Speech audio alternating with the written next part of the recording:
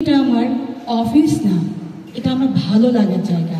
আমি প্রত্যেককে অনেক ভালোবাসি এবং আমার এখানে এত এত ভালো লাগে সবার সাথে মিশতে, সবার সাথে সময় কাটাতে, সবার সাথে কাজ করতে একসাথে।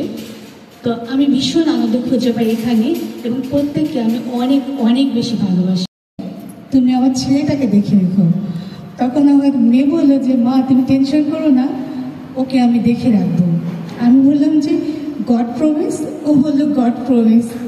এই হচ্ছে ব্যাপার যে মাঝে মাঝে যেহেতু বয়স কমছে অনেক আশঙ্কা থাকে যে এই বুঝি মারা গেলাম, এই বুঝি আর বেশি দিন বাঁচবো না, বাচ্চাদের কি হবে।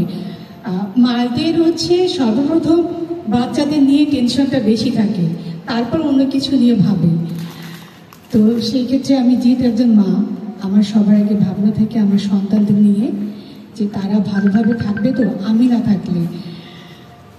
তারপর আজকের দিনটা আসলো, সবাইকে ধন্যবাদ জানাচ্ছি।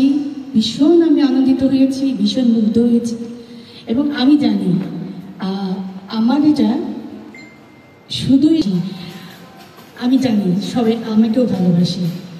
তো সবার প্রতি আমার ভালোবাসা ছাড়া আসলে শেষ মুহূর্ত পর্যন্ত আর কিছুই থাকে না সাথে, যে কারণে ভালোবেসে যাই এবং আমিও আশা করি যে সবাই আমাকেও ভালোবাসুক।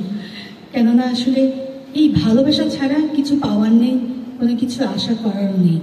শেষ পর্যন্ত যদি টিকে থাকে ভালোবাসাটাই টিকে থাকে। তো আজকে দিনে আমি ভীষণ মুগ্ধ, ভীষণ আনন্দিত।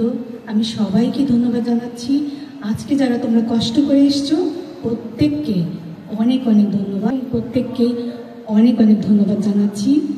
সবাই ভালো থেকো।